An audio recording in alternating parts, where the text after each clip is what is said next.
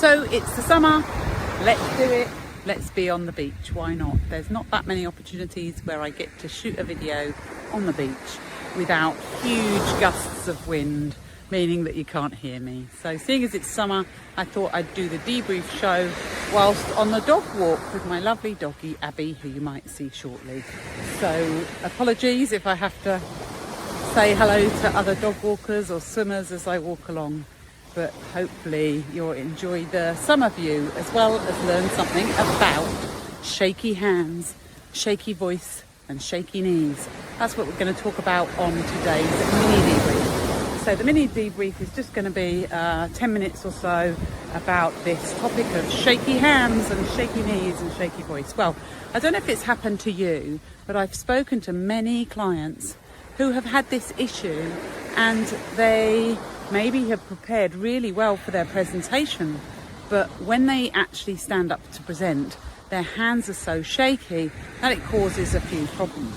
So some of the problems that they have is that they can't hold their notes. So if they have notes, and that's a different thing altogether because I'll talk to you about not having notes, but if they have notes, they kind of rustling them or dropping them, and they make so much noise that this is then a problem for them. The next problem is that when they have a mouse, they can't click it, or when the cursor is on the screen, it's making too much of a wobble. Another thing that can cause a problem is when you use one of those laser pointers, and if your hands are shaking, you're trying to point out one of the key pieces of information or data, and nobody knows where you're pointing, so they can see that.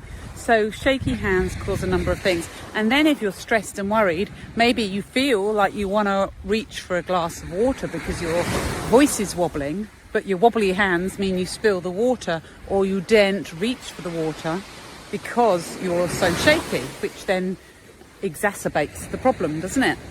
And then with a shaky voice, what can happen? Because your body's shaking, your voice is shaking, and you feel that people can hear it. Often you probably can't. Often people probably can't hear the shaking voice, but you know you can hear it in your own head, and that makes you more and more scared, and then this compounds the problem again. The other thing that can happen is shaky knees or shaky legs. And I've had some people who have had this problem even on Zoom, that their legs are shaking so much that it's making the desk wobble, and then the camera wobbles like this, and people wonder what's going on, right? So that's not a great look either. And if it's in-person presentations, people can see your legs wobbling, and if they can't, maybe what you do instead is like hold your legs so stiff so they don't wobble, but then you're not relaxed, you're coming across as quite stressed, and your body is carrying quite a lot of that stress in it. So what can you do about it, you might be asking? Why does it happen even when you prepare really well? Well, let me tell you. So the way we approach this at Simply Amazing Training is we talk about what it was that caused the shakes in the first place. We're not into short-term fixes. We're not into just teaching you some breathing, some standing techniques, although they're important. We're about getting to the root cause of why you're shaking in the first place. And those shakes originated probably when you were 7 years old. I know you're thinking, well, I haven't been shaking since I've been 7. But what do I mean by that? Well, what I mean is the issues that are going on in your mind monkeys, as you know, I call them your public speaking monkeys. These little monkeys are causing you to have worries and concerns.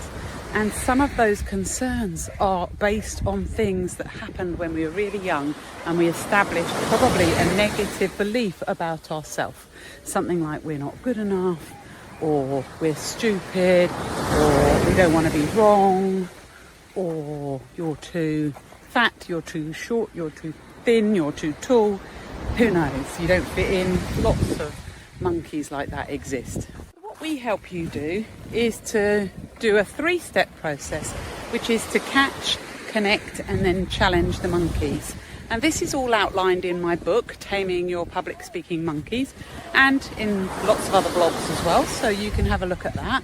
Or you can work with us one-to-one, which is what my executive clients do with me or Will, and we're always happy to help.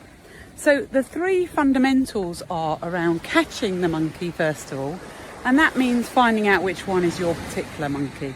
So you might feel like you've got all of those monkeys I mentioned, but actually when you really get down to it and spend time thinking about it, you've probably got one, maximum two, of those monkeys that it boils down to, which is kind of the underneath monkey or the real root cause of the issues.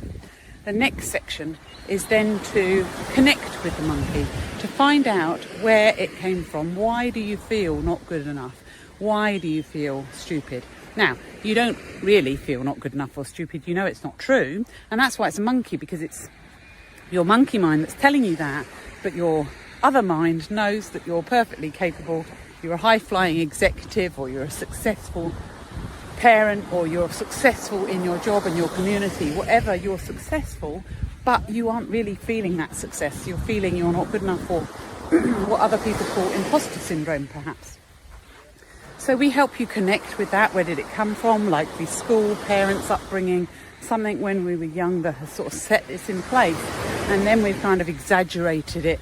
And due to all these biases we have, if we believe something, then we only let that information in, so then we believe it more. And we ignore all these wonderful presentations we've done. We ignore all this other success we've had at work and just think, well, I'm not good enough because I didn't get one promotion 8 years ago or something. And then the final step, step 3, is challenging the monkey.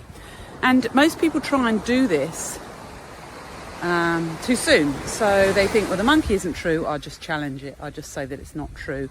And if somebody tries to help you, they often do this as well. They often say, well, that's not true, you're a successful person, blah, blah, blah, blah. But the thing is with that, is you're not ready yet, because you haven't caught the monkey, you haven't understood it, you haven't connected with it and empathised why you got it and understand what it's trying to do. Normally it's trying to protect you. But once you've done that, then you can challenge the monkey and realise that it really isn't true, and that you really can do something about it because it's not true. And so then you can tame it and get rid of it. Now, there are different levels of monkeys. There's red, there's amber, and there's green. And green monkeys are true. Red monkey is untrue. You're stupid. Clearly you're not stupid. So that's untrue.